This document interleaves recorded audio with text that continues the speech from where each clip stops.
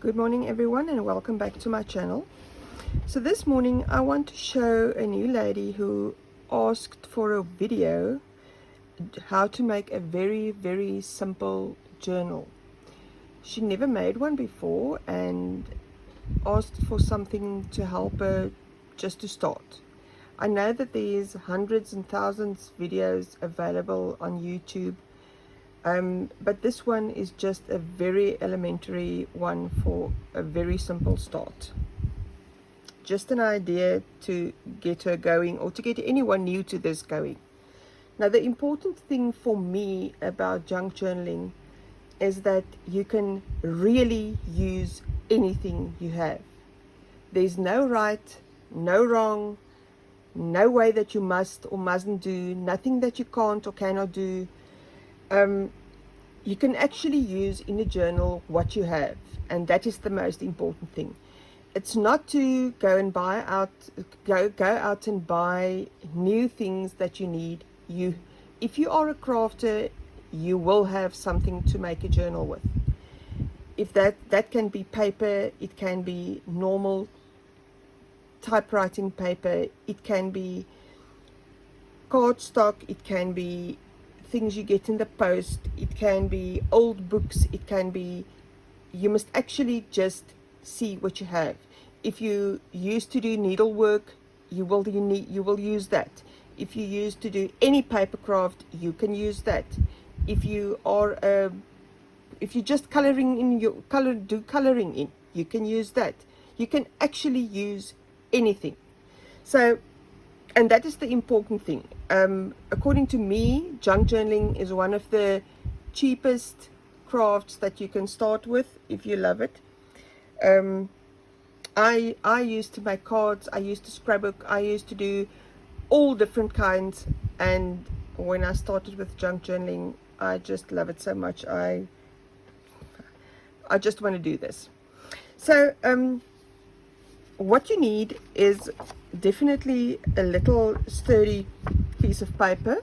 Now, in this instance, I'm going to make a small journal, very small, so that you can just see what you have to do. But the size is irrelevant, because you can use any paper that you have and just cut them to size. You can use any size in one journal.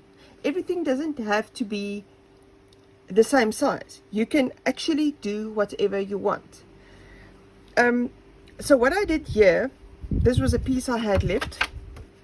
I cut left over from something, and I just cut it in half and folded this one in half. So this little mini journal will now be 7 centimeters by 12.5 centimeters. But if it's 8 by 11 or 8 by 12 or 8 by 15 or 9 by, it doesn't matter, because this is a every journal will always be unique. There won't be, well, I can't make two journals exactly the same. I can use the same paper, but it will never be the same. So this is what I did, and this is my cover.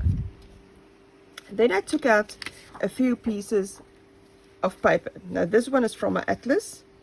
I just folded this in half. This is a little, oh, this was actually from UNISA. I think it was an envelope that I cut up sometime. I have a doily. I just fold all of it in half. In this case, I had a little fold up here, so I can just leave that and still fold in half. This came from one or other, I don't know, book.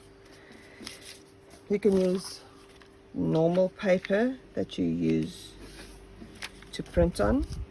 This was a cut in half doily, but I can still use this. I love to coffee dye paper. This one actually have a little tab on it, but it's okay. You can just fold this in half. This is a coffee dyed paper. This is a piece of music paper.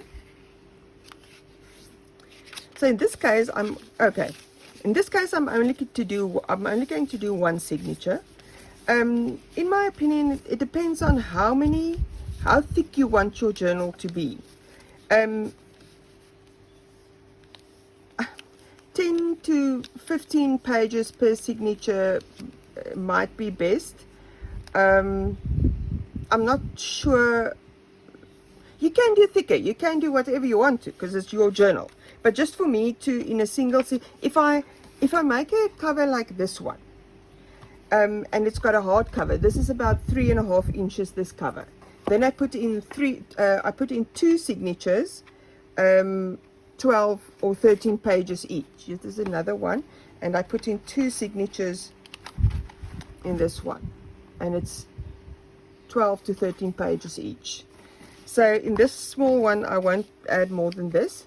But if you've got a little piece like this, and yes, this is a bank card. What I did, I used an old card and I cut 2 corners to be a tag corner, and now I have it ready. If I've got a piece of paper, I just cut it like that, and now I've got exactly the correct corners. Now this is a tag, and I'm also going to put this in here. Okay, so what you have to do next now is you have to fit these in here, but they don't fit because they're not size yet. So what I will do, I will measure. If I see I will do it's 7.4 about centimeters, so I will do them all at 7, and I will just give a little, and I will do 7 by 12. This will be my pages. So now you'll have to just give me time, so I can just do the 7. I will just cut them all 7 by 5, and then I'll get back to you. Okay, so now that I have cut them all to size, I will just choose which needs to go where. So in this case, I always like a sturdy paper from the middle for the middle paper, so I will use this one for middle. And then we need a little script, a tag can do here. I will add this doily.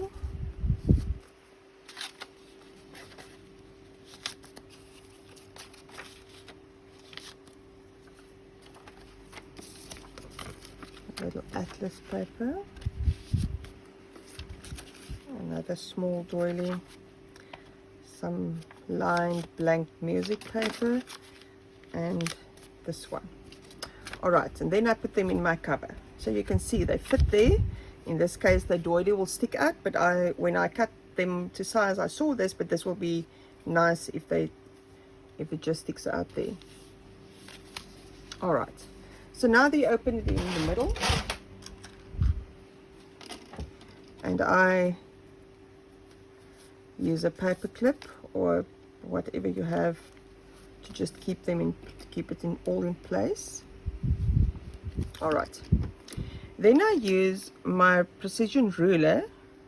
I do have these in stock, so I will just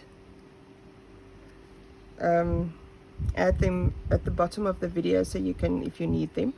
And what I do is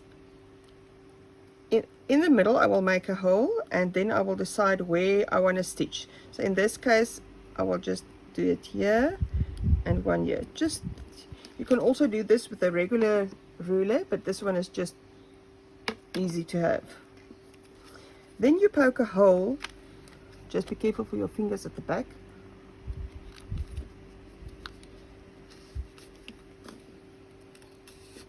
Alright, so this is what I have now. Now the way I learned is to use, this is crochet, I don't know where this is to use to crochet with. And I learned that I use a double thread. But you can also use cotton thread, you can use baker's twine, you can use anything you want. You can use brown cord, anything.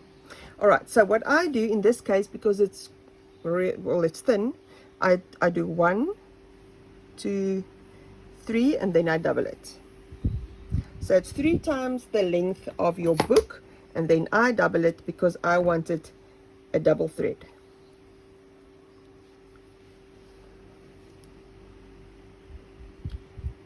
So I've got my needle with a big hole. All right, so what you do then You go from the inside to the out. Keep a little piece here so you have something to hold on to. Then you go from the outside through the cardstock and the paper to the inside.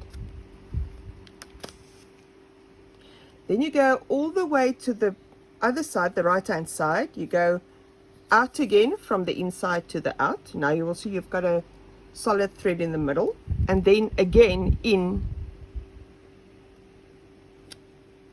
the middle.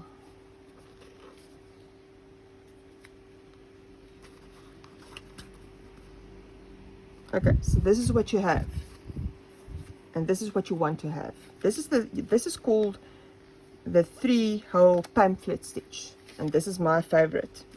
So what I do then is I just tie a knot. Now what you can do here is when you decorate your book, you can snip them the same size, and then you can add beads or pearls or little trinkets or charms or anything that you like here, so that it will stick out when you use when you have the journal. But in this case, I just want to make a bow here, as I'm not going to add any of those because this is the elementary one. Just cut them there, and there you have your little journal that's finished. You have your pages, your doilies, you have everything there. You have your tag there, which you can cut a hole in and then tie something to this, and it will stick out as well, and that really makes it a beautiful book. So this is how you make a journal in a very, very elementary way. I hope this helps for the lady who asks, and when I come back in another video, we will go a little further and make something. We'll do something to the front, because it's ready to decorate now, inside and front. So you can decorate anything that you want here, and then you can do, and as I said, the size doesn't matter. You can, if you make a small journal, if you make a traveler's notebook, if you make a large, it doesn't matter. The basics are still the same. So I hope this helped you. If it did, please give me a thumbs up and share the video, my channel, so that we can build our audience here. Thank you so much for watching. Bye bye.